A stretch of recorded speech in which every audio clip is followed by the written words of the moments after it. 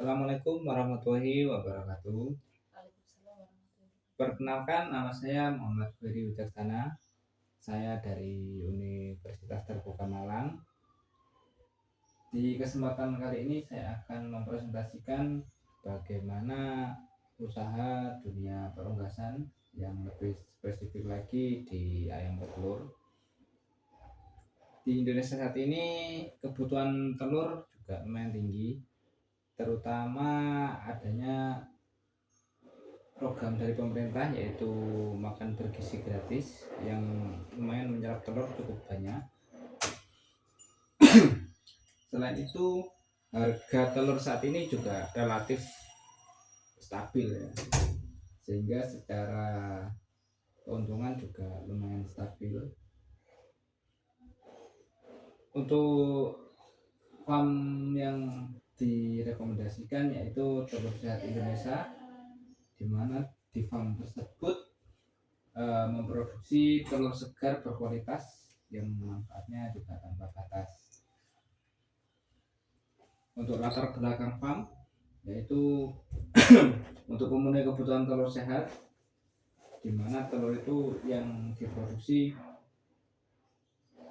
cukup fresh dan tidak mengandung residu antibiotik, yang dimana antibiotik sangat berpengaruh kepada kita sebagai konsumen yang mengkonsumsi. Bila kita terlalu banyak mengkonsumsi antibiotik, maka tubuh kita akan kebal terhadap antibiotik tersebut, sehingga kalau kita sakit pasti susah untuk sembuhnya. Yang kedua, mengenai kebutuhan protein tinggi, di mana telur yang kita tahu adalah sumber protein hewani yang cukup tinggi dan harga terjangkau. Untuk peluang bisnis cukup besar, yang seperti saya bilang tadi.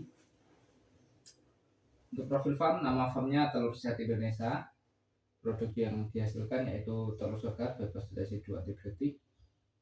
Lalu visinya menjadi pemasok telur sehat berkualitas. Untuk target dan positioning, marketing untuk posisinya telur fresh, aman dan berkualitas, dimana farm tersebut menjual telur yang fresh, yang benar-benar baru dan aman untuk dikonsumsi, yaitu yang tanpa mengandung residu antibiotik. Lalu untuk kualitas, pastilah ya, kita menjaga kualitas telur untuk tetap bagus.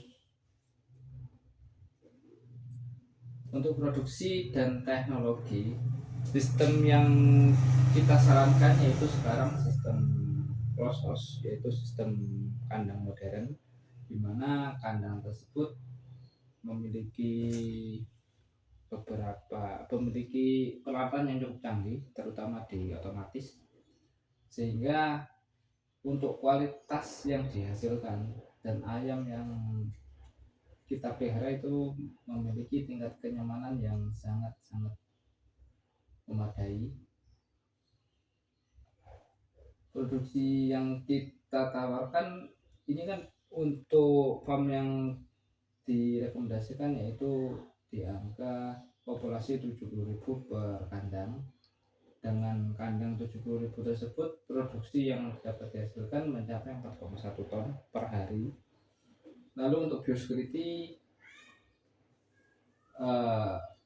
dengan kita menggunakan sistem kandang yang modern, otomatis biosecurity harus modern juga dan harus ketat untuk menjaga kondisi lingkungan dan kondisi ayam selalu optimal.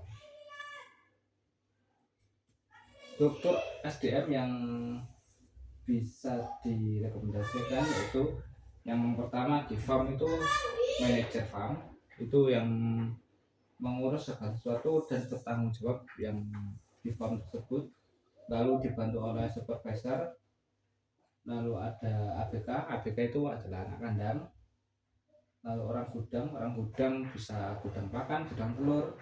Lalu mekanik Nah, karena kita menggunakan sistem kandang modern, otomatis banyak peralatan digital atau peralatan yang elektronik.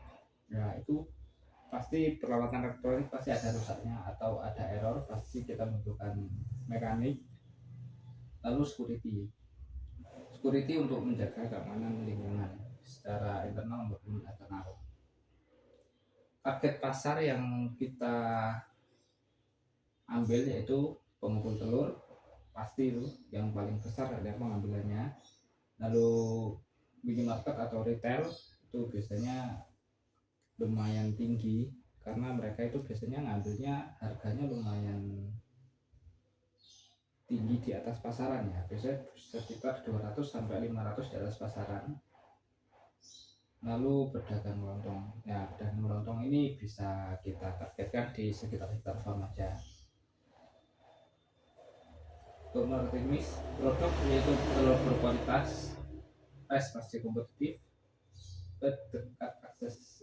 Untuk lokasi kandang kita sarankan akses ke kandang itu cukup mudah, soalnya dengan kapasitas 70.000 itu lumayan besar, otomatis kita harus membutuhkan akses lokasi yang cukup baik karena nanti ada truk, bahkan truk telur dan peralatan-peralatan untuk menambah kandang pasti kita butuhkan. Untuk promotion kita bisa by WA atau pakai forecast. Untuk analisa keuangan cash flow yang kita hitung nanti sudah kita hitungkan yaitu cash flow positif, lalu BEP itu bisa tercapai sekitar 6 tahunan ya. Posisi potensi profit jangka panjang karena otomatis telur selalu dibutuhkan sebagai pengonsumsi telur.